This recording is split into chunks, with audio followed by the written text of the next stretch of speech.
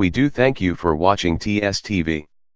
Give us a call at 309-536-2520. Call now. May mighty God still blessing you. Teacher Tsuke General Manager. En Jésus, nous avons le pouvoir sur toute la force de l'ennemi. Pas de négociation avec le diable, encore moins les démons.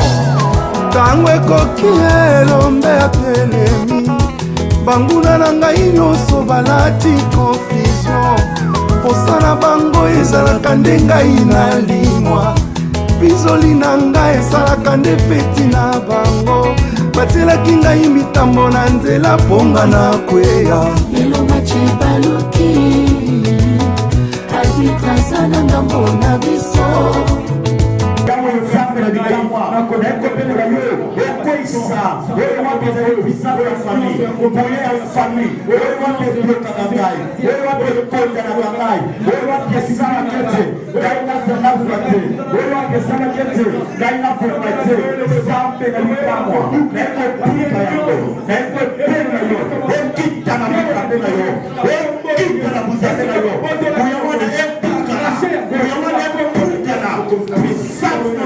Yaba toki, yaba ganga, yaba magicien, nyonso yaba confiance, nyonso nzambe, yaba chef coutumier, nyonso ya coutume, oyo ape bloka na ngai, oyo ape kaka ngai, yaka elevation, nyonso ebloka na ngai, même na ministère na ngai, yakenga na kosepela te, epukana na kombo na Yesu Kristo. Haleluya. Haleluya. Yahweh salah, Yahweh salah lo lenge na yo, salah lo lenge na yo, Yahweh salah, Enzambe nanga, salah lo lenge na yo, salah, Yahweh, elenge nanga salah, Zambo yo, Yahweh salah lo lenge na yo, salah Yahweh salah Nzambe nanga nasengi salah bika Nzambe Yahweh salah Nzambe nanga salah lolenge nayo salah Yahweh elobe nanga salah Zambo yo Yahweh salah lelenge nayo Yahweh elobe nanga salah Shilo yo Yahweh salah lelenge nayo salah lelenge nayo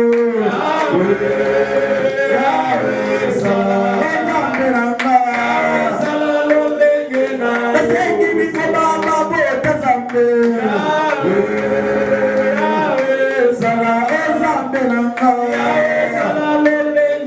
Nasengi bazeli mabika Zambe Yahweh salah Nzambe nanga salah lelenge nayo salah Yahweh salah Yahweh salah lelenge nayo salah Yahweh elebe nanga salah Zambo yo Yahweh salah lelenge nayo salah lelenge nayo Yahweh salah Nzambe nanga salah lelenge nayo tende profete nekoyebisa Nzambe ete asala lelenge atikala kosala te na bato mosusu bien-aimé dans le Seigneur Nzambe asala na Abraham oyo asala na Abraham atikala kosala na mona bato mosusu te seke mutu na mokili awa azali marque déposé seke mutu na mokili awa azala lolenge nini Nzambe asalelaka ye ezokende koyebisa Nzambe salelanga bikamwa miracle interdit esalama na bomoi na ngai ekokisama oyo baloba teke nga na kosimba te na simba yango na moka oyo tosambeli na kombo na Yesu Kristo o Jésus Christ de Nazareth papa na bikamwa na ye kosenga yo papa ekita na Nzambe na yo oyebeka ni miracle perdi ezala libote na ngai bisika batiela bandemite yake ngai na kopeka te ya Nzambe na bikamwa yosalete na bonga na kati za ndelo nakuka barriere oyo batiela ngai balobete ngai na kopeka te oyo batiela ngai balobete ngai na kopeka te oyo batiela ngai balobete ngai na kopana te oyo batiela ngai balobete ngai na kokufa na mbongo te oyo batiela ngai yake ngai na kopeka te papa oyo batiela ngai yake sante na ngai kofungwama te Nzambe na bikamwa yofungola ngai alleluya oh Jésus Christ Alléluia. Kambolanga ikolo ekolo Yesu ça va toujours branché bien aimé. Kambolanga bika Yesu kambolanga ikolo ekolo Yesu musungina ngai papa kambolanga bika kambolanga ikolo Yesu musungina ngai papa kambolanga bika Nzambe kambolanga ikolo ekolo Yesu musungina ngai papa kambolanga bika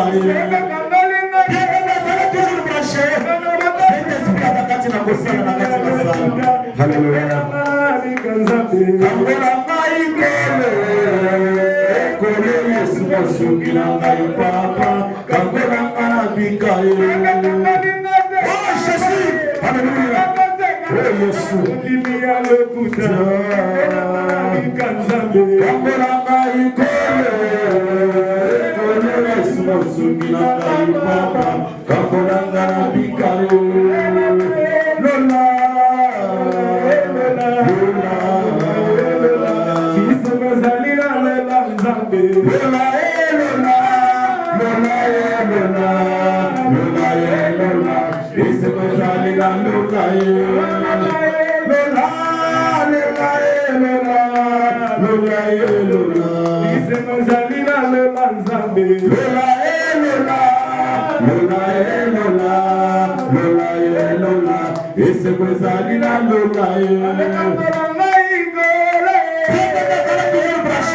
Nzambe akambola kapeza mabikisaka kambolanga ikolo ekolo Yesu musungina ngai papa kambolanga bien yoka ozokende koyebisa Nzambe tozochange fréquence moto na Nzambe ekende kolandela mutu nyonso akanga yo na moko na prison moko songolo mpakala touti koyembete Nzambe akambola yo Nzambe soki akiti na Nzambe na ekweta akambola yo akokangola yo na mbongo akokangola na sante akokangola na libana akokangola yo bien na mabota akokangola yo na nyonso ebengami ya yo tu viens de vous bien aimé na tangu Pierre akutani na mwanji na Nzambe na prison abimaka na nyonso ya ye ozokende kobelela moto na Nzambe lokito ya moto ekitanaka ya bandoki ekitanaka ya banganga oyo akanga bozi na yo akanga na prison mulili aya moto na Nzambe prison mukanda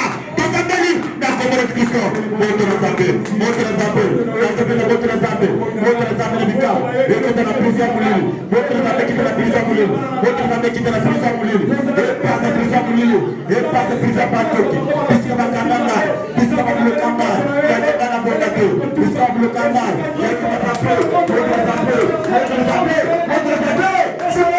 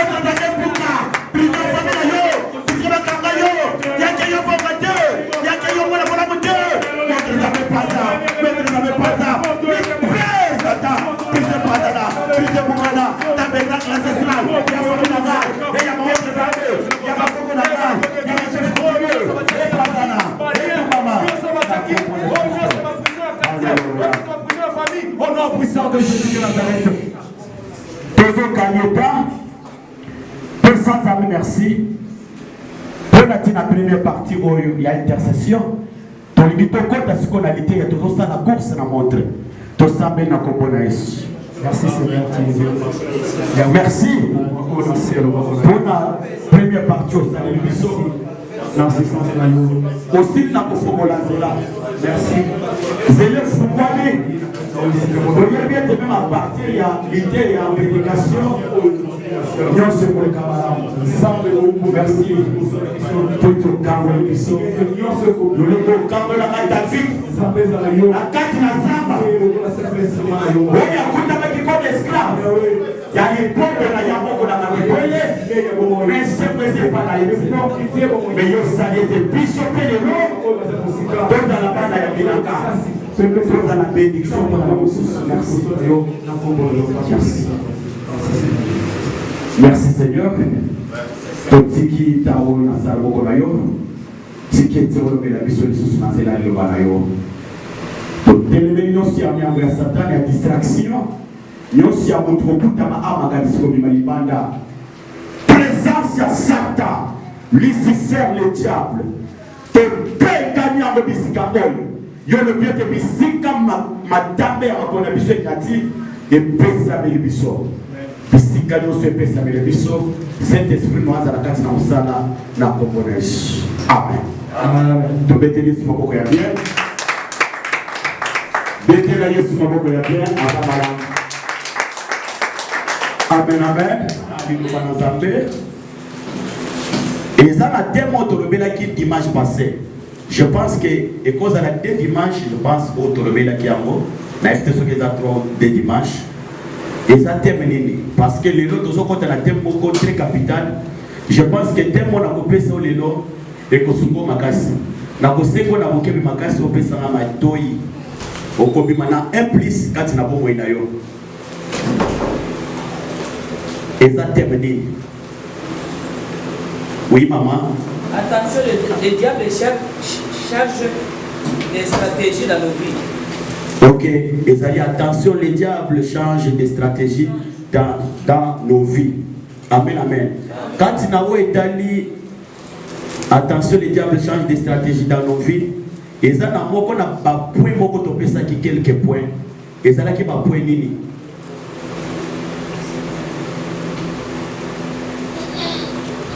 Et ça n'a quelques points pour topé ça qui. Tolobé là qui quand il a stratégie. Tolobé là qui quelques facilités. Oh il y a diable quand il a vie à bana na Zambé. Comment diable a facilité à kabatu quand il a mabé. Comment diable a facilité à kabatu quand il est sengo. Il faut y avoir qu'on différencie prédication et enseignement. Côté il y a des gens comme ça, pas enseignement, ils ont comme ça. Et quand il enseignement, on doit enseigner toi à côté côté ça. Ni les enseignements à côté côté à côté par rapport à côté il y a nyoso et ça la kabilo comme balete. Puisque quand il a maté na kolo baki okokende poto amen okobala amen nazuyango okozala muti ambombe belé amen. Mais quand il enseignement ezongisaka muntu na we etali le passé na ye pe fongola ka boyebi ya muntu pe talisaka muntu nini ekoki ko ya lobi.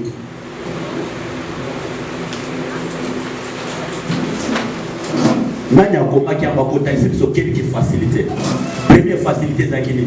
Oui maman. Tata a changé on a reçu dans les loba. Mon bête parole mon bête parole n'a pas rêvé. Oui, première facilité, tu vois que nos diables abundisaka vie spirituelle ya muntu. Abundisaka muntu ki akuta makati na lilobate ya moyate. Avant que diable comme à niveau ya koboma muntu, asala ki apoto la muntu vie spirituelle, apoto la muntu vie de prière. Atika muntu pamba. Après wana ndako ko tsiko kobanga kati na muntu. Kobanga wane frappaka cerveau. Kati na ko frapper cerveau na yo. Okutami na souci malade la tizoto.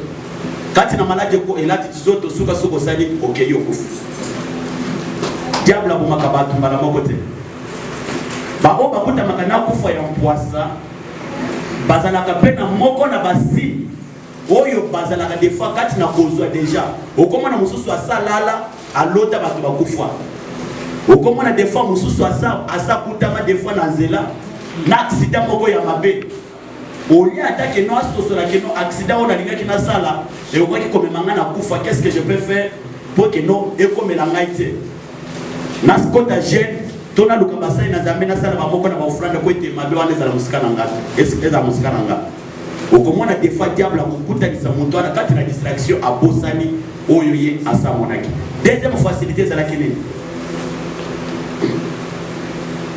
la mauvaise parole maloba mabe diable akutanisa okomona soki muntu aza na kanda même akoyeba teke oyo ngai nazoloba oyo eza mabe kotutisa mutu libako na pesa bino verset moko na Genèse chapitre 38 verset 1 lisolo ya Juda tango alobaka na famille ya papa na Jacob akei epa na ya bali mwasi s'installer akuta bien jour aboti mwana na kombo ya Bible nzolo ba ke Juda bali pe mwana ya mwasi mwana na mwasi na kombo ya Tamar sima ya kobali na mwasi Bible nzolo ba ke Zamba komaka na niveau ya ko frapper ya kobuma pourquoi komaka parce que azalaka kanda liboso na Nzambe biso atake bana Nzambe marqué likambo ekoza la mabe marqué koza lusepe na likambo te mais il faut ana maîtrise il faut yeba ke ndenge na zawa yanga malubi na pamba te ce qui est béni et tout ça va tout sur bango troisième facilité tozo ke dempe bamba puisque tozo que troisième facilité ezali que diable a facilité ba mususu na wetali hypocrisie toba ke mutu akutama hypocrite mutu akutama des fois que na double face donc na double vie même atazo sambel asambel te yaza kalolenge moko quatrième facilité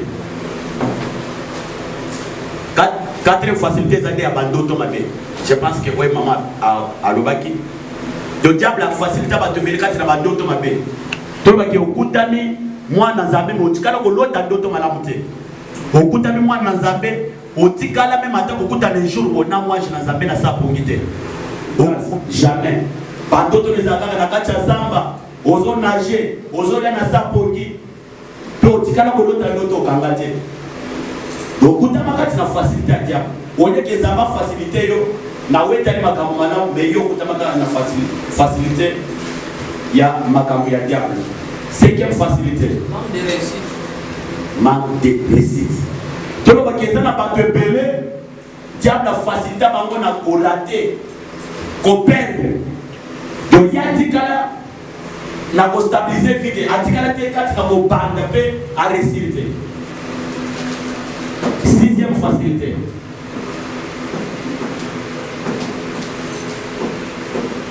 Sixième facilité de Melaki, suspension du progrès. Na wetani suspension du progrès, to pesa ki exemple ya chose. Mais Job amikuta kaka partir pour ayeba temni yango e komela ki zoka netambu Job azo sepela. Ezalaki na moko na mutu abande ko sepela na ese kwa Job. Na kombo ya diable. Mokolo moko diable ake ko beta tour na lole pa na Nzambe. Nzambe pa fata kimia tatu ni diable. O uti wapi? Diable bino na uti ko beta tour na mokili na uti ko yenga na uti ko baluka. Seke bato ya diable na mokili awa bazalaka. Bao bazanga kezoko akosala balingaka bayeba langage ya bana na Nzambe. Balingaka bayeba kezana bato mususu balingaka bayoka keno yolobi opengwi. Yolobi ukabwana mutu na ndenga mabe. C'est ça, souhait ya bato mususu. Diable akutama ki liboso na Nzambe. Kaka pona tina mission ko détruire Job. Wana Job wa yebie le côté. Eza ndenga moko pe na yonanga. Eza na ba moko na bato. Bakutami na sia mokili awa. Basepela kana ese mona yote. Na tangu yo za na poto zo bota bana. Mais bango basepela kate. Na tangu ya taxi yo zo sala taxi ozo zo mbongo. Bango basepelaka te. Na tangu yo loko village Kinshasa États-Unis. Bango basepeli te. Pour ça na bango ezake okufa na maladi. soit attention pour ça na bango ezake o bande kufela bana puisque ezana bato mosusu na ntango yo ozosepela nsima ya bana oyo boti mpo na bango eza motema pasi bazosepela te. Sixième facilité, non, septième facilité, famille malade. Donc le diable a facilité à te belé la famille malade. Famille malade, cela veut dire que famille sans position, famille malade spirituelle, qui ne peut pas, punga ke pas, coutume pas. Na tangu tozoleka na wetali quelques facilités ya diable na bomo ya bana zambe tokotaki kati na domaine tolobelaki quelques domaines ya bato to ya bana na zambe oyo diable abundisaka to akanga. Premier domaine maman to papa, domaine physique ou social et social. tolobaki que premier domaine est domaine physique. Na wetali domaine physique okukuta mutu yake ngai ole yake ndenge na zawa nazala soit en bonne santé soit ke ndenge na za awa na luka pe na zuwa to na réussir okukuta mutu anakaza tout le temps la vie à instabilité okukuta ka mutu anazobela tout le temps que yaye kotaka ebimaka ekidaka na bakisi atikala kolekisa pe mbula mobimba boete sanki abela atikala kolekisa pe ata semaine mobimba boete sanki abela kisi Satan akomisa yo esclave ya bakisi. Deuxième domaine, domaine spirituel, ceux qui vont combattre ma bête faut komisa Domaine financier et spirituel. Yeah. Donc, le domaine spirituel, les amours qu'on a domaine spirituel est bien aimé, la cause de bien la télémi awa. Mais ceux qui cet esprit à zo sala la ngaite, on le nom ce diable ko banda ko sala ko banda ko zwanga. Bien aimé, c'est bien, c'est normal. Babengo pasteur. Être un leader, c'est sa facilité. Être un responsable, c'est sa facilité. Et surtout, muto ya kambaka. Comme yo papa na maman, bo kambaka mabota na bino, eza petete. Eza facilité. Tikana kwa bake na damu yo zo kamba. Eza na mususu azo sala ete o kamba mabe. Bana wana bazo éducation ya mabe. Bana wana un jour bakoma bakuluna. Bana wana un jour bakoma ba voyou. Bakoma bandumba. Un jour bana wana basanga même atabisika kufanda. Pour être un jour yo kufwa motique histoire na mokilité. Diable a bonisa ka domaine wana makasi. Troisième domaine, domaine familial. Diable alingaka te ke no mutu akuta mapekati na famille moko oyo buzambeza yake papa kufi atikeli bana héritage yake buzambe. Okuta batu na famille batikeli bango kaka héritage ya kindoki. Kindoki de contrôle na bango. Coutume de contrôle na bango. Quatrième domaine.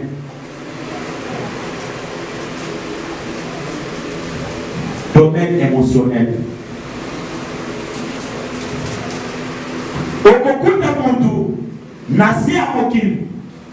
Olieme matakuta na chance ya muninga oyo yakoki kokotie ye na kopo moko ya malamu na musala moko ya malamu ya kokuta na kote ya kokuta makana bato bakubanda kotrahir kaka na vie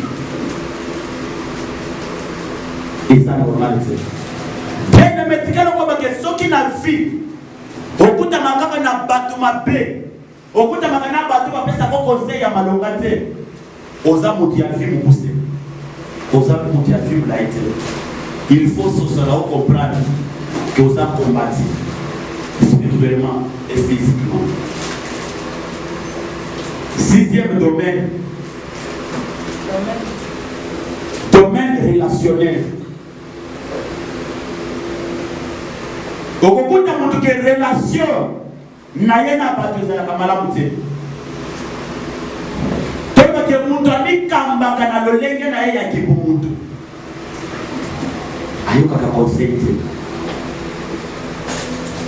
Abebisa na famille, abebisa na baninga, abebisa na société.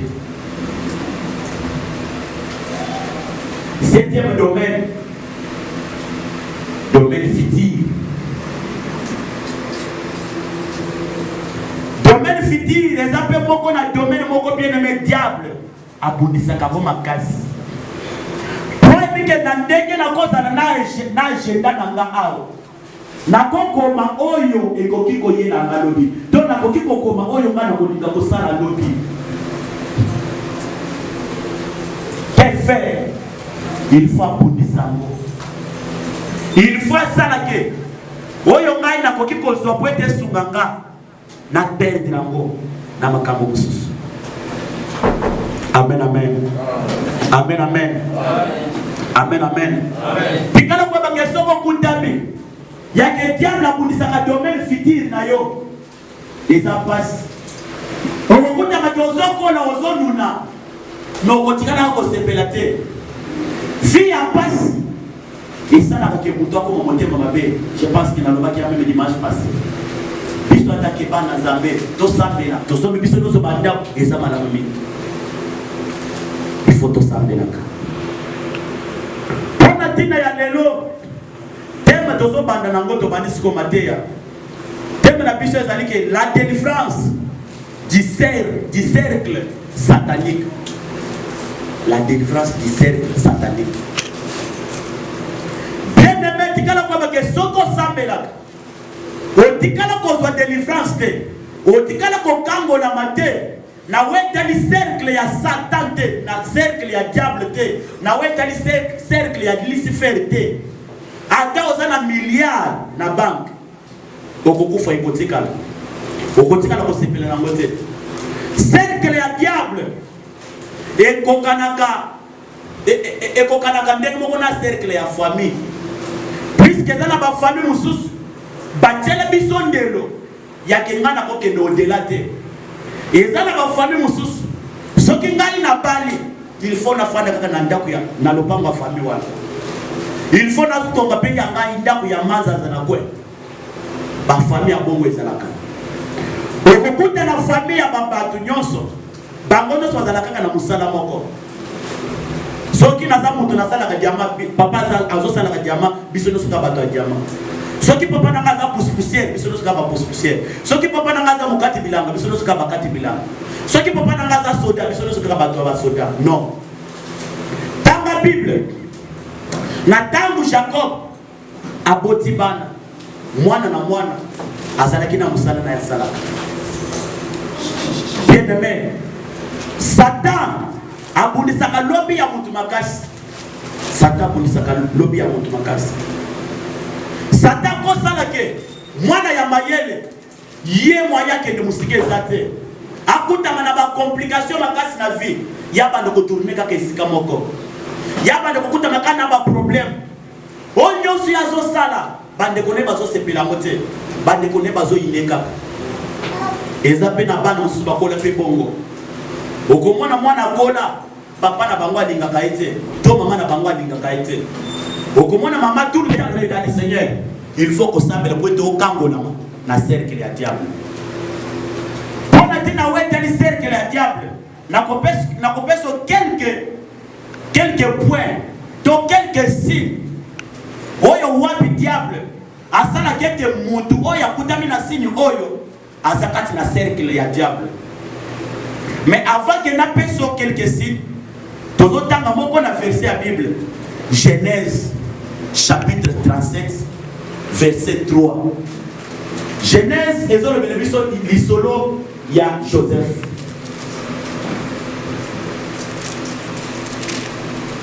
Amen amen. Amen.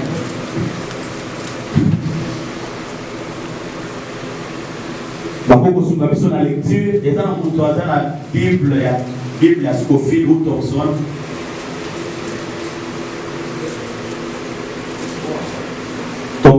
jusqu'au fil.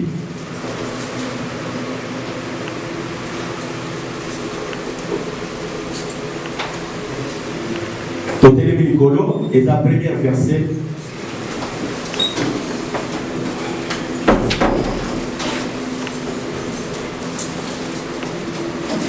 Vous êtes dans la Bible, un lecteur à ça.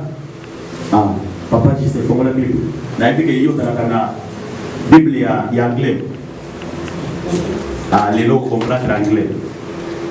Et en français, Genèse chapitre 37, verset 3.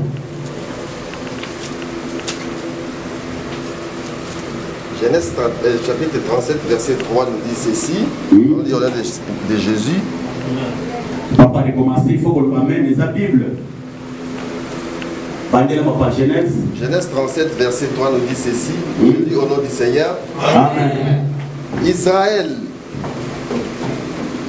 Israël Azanan.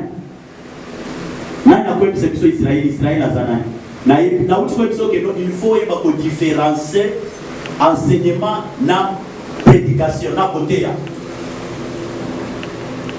Dans le monde d'enseignement, il faut que nous dans l'église ait quelque chose. Il y a des batailles sur Israël qui sont tel. Israël qui a famille. Ouais, je vais lire.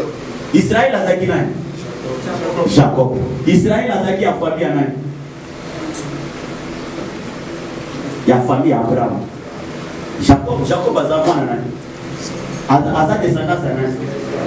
Il y a Abraham. Il y a Jacob. Isaac. Amen, amen. Amen, amen.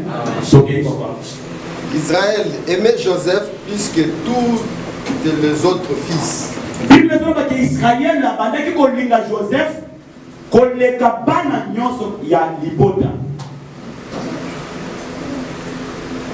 parce qu'il avait eu dans sa vieillesse. Et il lui fit une tunique de plusieurs couleurs.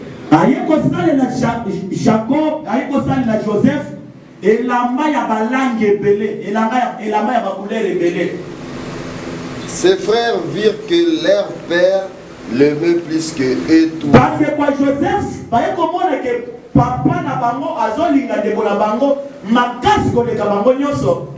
Et ils les prirent en haine.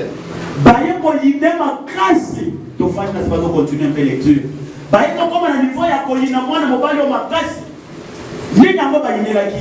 ne pouvait plus parler avec. Il ne pouvait plus parler avec amitié. Joseph eut un songe et il le raconta à ses frères qui les haïrent encore davantage.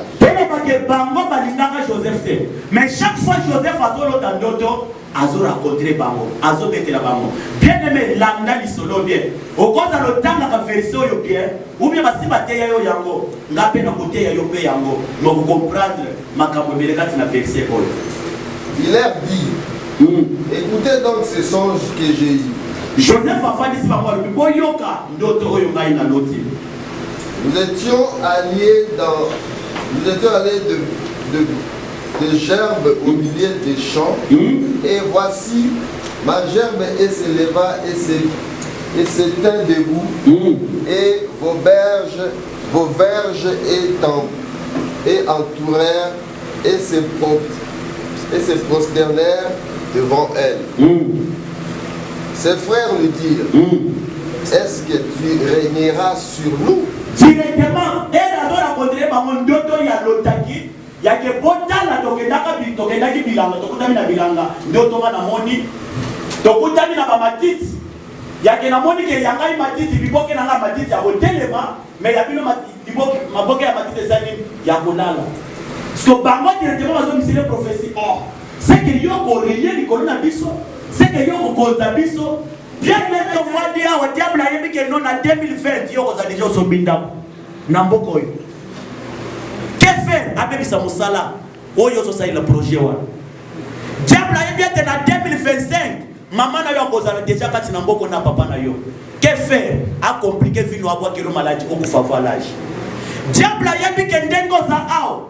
Na 2030 okozala déjà osotongi immeuble na Kinshasa. Que faire? Il faut acheter vie moko ya dépense kati na yo.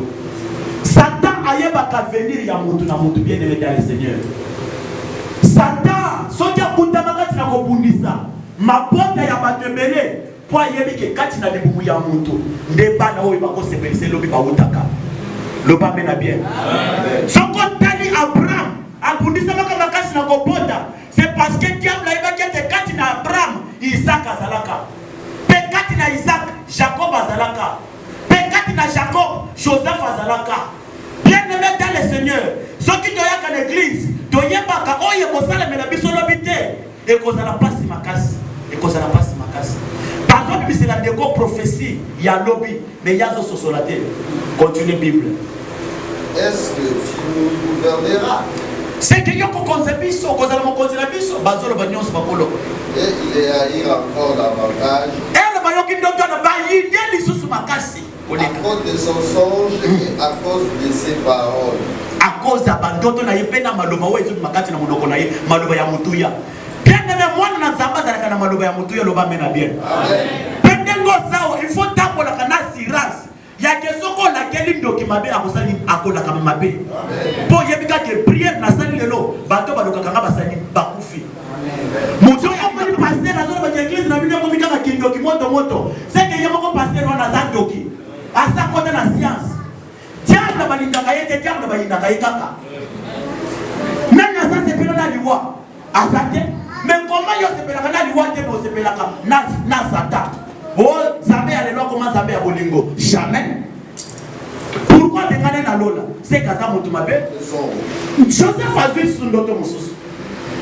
Et il raconta à ses frères. À quel est ce bête il va décoller? Il dit, à l'obéissance. J'ai eu encore un songe. Et voici le soleil et la lune. Dans la moïse, na sanza. Et 11 étoiles. Na 11 étoiles. Devant moi. Et hier, Foukamili Bosonangaï, Joseph. Et il raconta à son père. À quel copette les sous papa naïe. Et à ses frères. N'a pas déconné les sous-sous. Son père. Et Belé a pas de bakoufa bien aimé la famille à cause de la sagesse. Papa au botibana. Maman au botibana. Protéger kabana yo. Yeba comment ko présenter bana dans la famille. Batouillon c'est la famille parce qu'on représenter bana te. Moi, je suis un projet à lobby. Pour mettre la table de la famille de Bombango. Attends, quand on a moins, on a coupé de la tête. Amen. Alors, on n'a pas de la moko. Bazo, il y a moins de ressources. Donc, on a battu sur la famille à cause de ma parole. Il raconta à son père et ses frères. Son père les réprimanda et lui dit que signifie ce songe? Papa n'a pas dit d'autant que faut-il que nous venions, moi, ta mère et tes frères? C'est que les gens qui ont dit biso, tokoya ipana yo, ngai na mama na bateko na yo. Pour te prosterner devant toi. Liboso na yo. Ozo que nous comprendre que d'autres sont mutuellement qui sont la certification nango. Amen. Ce qu'on a takaté bien aimé kanga mana nzambe. Yaka to sambe na olo taka. Na boyi ne kasi ni waya kukufa bunyama. Et loko nyosi ya mabe. Waya komela ka mutu na si amoyi bien aimé. Samba avertisa ka déjà mutu. Aloba ka déjà. Bako na biso okomona des fois na mukina toko le boko ezo soye ah c'est que na musimba boko. Okomona liso ezo beta ah c'est que bazota ka kombo nanga. Okomona lingabi maboya toti lokolo ya mobali na libanga ah te. C'est que lelo na fina ngeko za mabe. Journal de ko za bien te. Ah biblia ni yango tanda mwana mobali ah. Esengela na kutanda mwana mwasi. Ndenda kutana mwana mobali na sortie ya porte. C'est que lelo ko za mabe. Mais soki bakoko baba ne ko respecter biloko wana. Boni biso batokuta mikasi na kunzambe. Tanga Bible papa. Ses frères eurent de l'envie contre lui. Ouais, mais quand on a zo le beloko na zo kanisa papa moko na église abande. Atikala ko le belange no côté ça ke kokisama. Soka lobika ke pasteur. Likamozo salo lobita lo kosala eko sala maboye. Tanga mutu telo oyo. On est ici na cher, ou soit mutu telo sali boye. Tanga kosala yo nga loko na zaka biso bazaka bongo afani kana asolu na oboye amonika ati moto oyo lobi ne kozala boye il faut za la pe bongo bato bongo bakufa ba lokite bazaka makonzi pe bazaka bato ko perdre te dans la Bible papa. Mais son père regarda le souvenir de ces choses. Papa comme Bible ko nyoso wana. Le frère de Joseph était allé à Sichem. Bible zoba ke bande kwa Joseph balongwaki ndako papa na bango bakena na Sichem pour faire paître le troupeau. Pona okende ko liesa bibwele ya papa na bango. Israël dit à Joseph. Israël a yebisi Joseph afana ta kimiate. Ayebaki déjà que bande kwa Joseph bayina ka Joseph. Israël dit à Joseph. Israël papa yebisi Joseph eza lokolo yo oyebisi kana za mwana yo papa na ngai. Les frères ne font-ils pas paître le troupeau? Bande konayo tolo ba Israël ngaki yebisi ke bande konayo depuis bakendaki kolesa ba meme to bibwele ngokeseleki kende na kobeta turo kende kotala bango. Viens.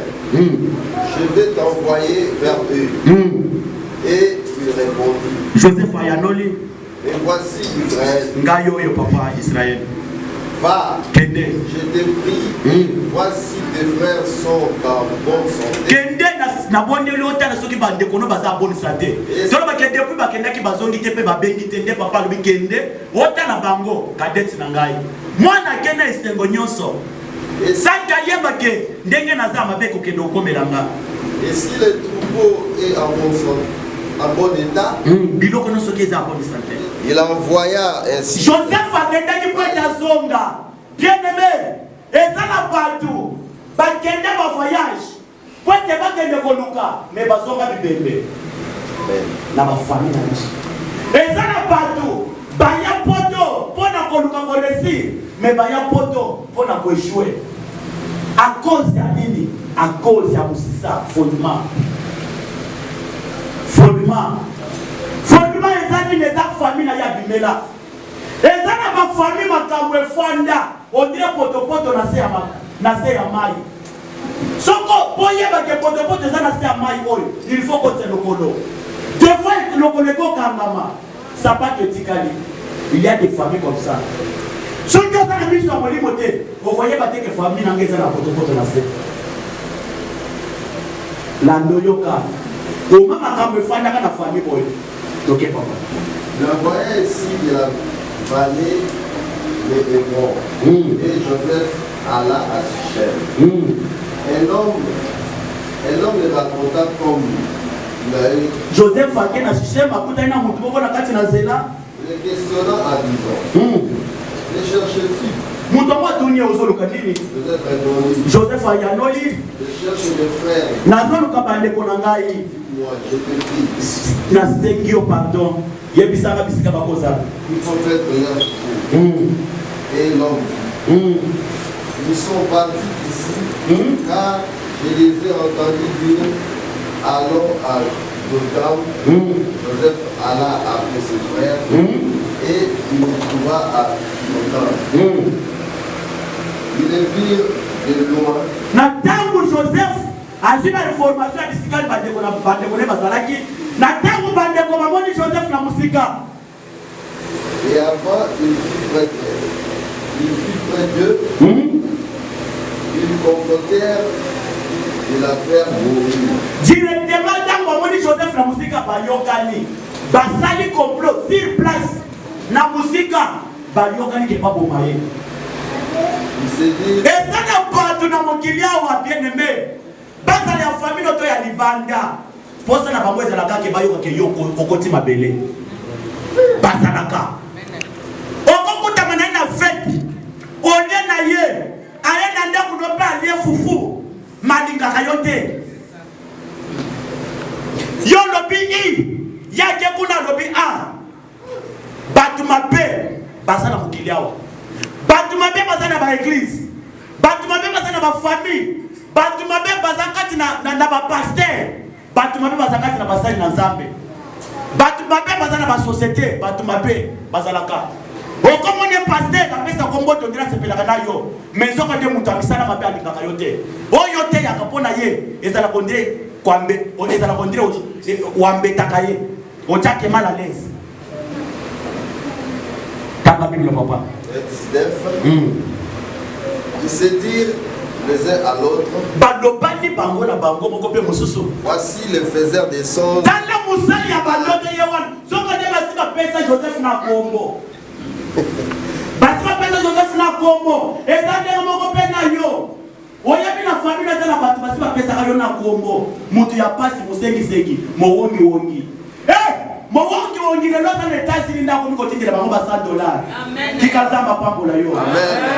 Oh, aboteka kapasi basi, aboteka bibali bibali, bangwande bakolesa yolobi. Amen. Bakosuka. Oh, aya kofanda kaka ndako, ndeni mobali na yo, asala katako mikaka poko nyoso ayiko cha kiti yao. Yo lamba kopesa kaye. Siko lokolo le letazi no moni siko ke ba changer na ngaki. Zambe na biso za Zambia bakokeza. Afongo na kanzela bisikazi les. Na mesilité. Panier zo circuler. Amen. Un jour, bakoya boyo kitina Kinshasa bali ko tomba flat. Amen. Ba changer langage. Amen. Tanga biloko papa.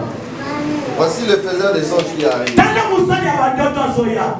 Venez maintenant. Boya sikoto. Tirons-le. Topo maye. Et jetons-le dans une des. Boya topo maye to kwa kebeka tsa libulu. Siko mabeli Joseph asali ko te ba momaye. Tous les honneurs ensemble, pas ensemble. Ozo comprendre ce que yo mutu ya nzambe, yo mutu ya étoile. Ozo comprendre ce que non, ezana liwa mususu, et koki ko la tole lolobi. Sans cause. Sans quoi? Ozo mukite, oyibite, okotinda kwa ngangate, mais ezana mutu moko azoko tanda kwa makweta kwa mayo. Basali. Basali. Même maintenant, na poto abaza bantu ki baze pele papa. Omoni tango bimakawana, atozo sekanaye, ozo yesele na sa motema. Alinga kayote. Alinga kayote. Alinga kote. Dans la Bible papa. Tuons-les et jetez-les dans une citerne. Ah. Nous dirons qu'une bête féroce.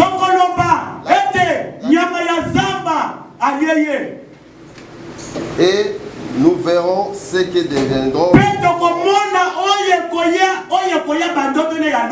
Puisque bandoto apesaki ezalaki pointe ekokisama lobi pointe biso tokoma ba esclave na ye pointe biso ejour tofukamela ye motema mabe ya lolenge nini oyo bantu babota makebele na famille pointe basungana loboko moko esokolaka elongi te tobotami ebele soki ngai nazwi okoyinanga mpona nini soki ngai naza na étoile okoyinanga mpona nini soki yanga mwana ke poto okolonga ye mpona nini lelo nakolinga tosala priere ndoki nyonso alokaka yo bien masa nini ali apau ozoloba mena bien te nazoloba ke ndoki nyonso alokaka yo asala nini ali apau alala 2017 esila te tanga biloko papa Ribel na yebi ete kati na complot nyonso basalelaka yo ezala kaka na mutu moko adimaka kweta alobela yo mutu wana nani Yesu Masiya jenda butuku na benga kena komba ya mnoma moko ke jenda butuku donc ki aza mutu atambolaka butu papa bandela Ribel ya bisi bango Ribel azalaki lokola nzambe ya Joseph. Ne répandez pas le point de sang. Jetez-les dans cette terre et dans ces citernes. Qui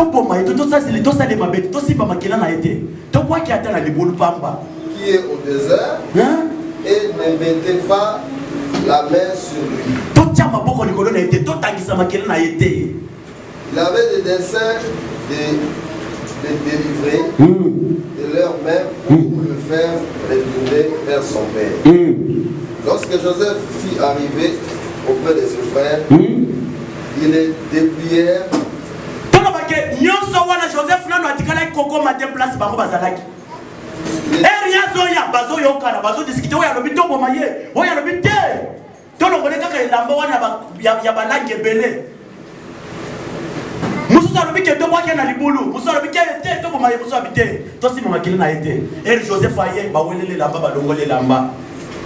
Les dépouilleurs de tunique et de la tunique de plusieurs couleurs, il avait sur lui. Ils les prirent et les jetèrent dans la citerne.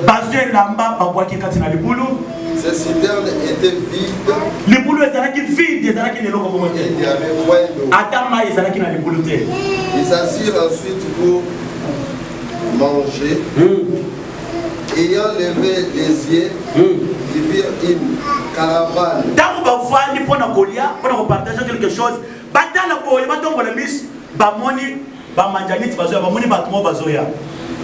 Il vit une caravane d'Israélites venant des Galades. Leurs chameaux étaient chargés d'aromates et de pommes de mirée qu'ils transportaient par l'Égypte.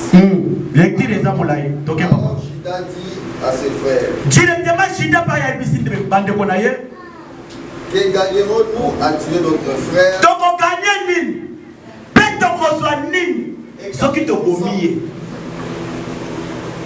et cacher son sang?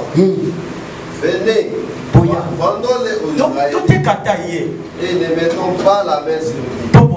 L'âme de notre frère et ses frères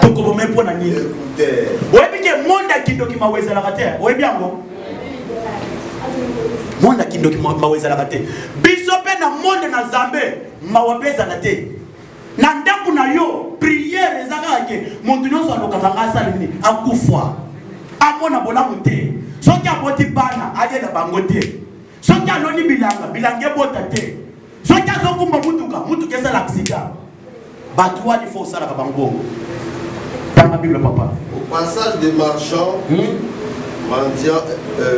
Madianites, et ils tirèrent et firent montrer Joseph hors de la citerne, et ils les vendirent pour 20 cycles d'argent.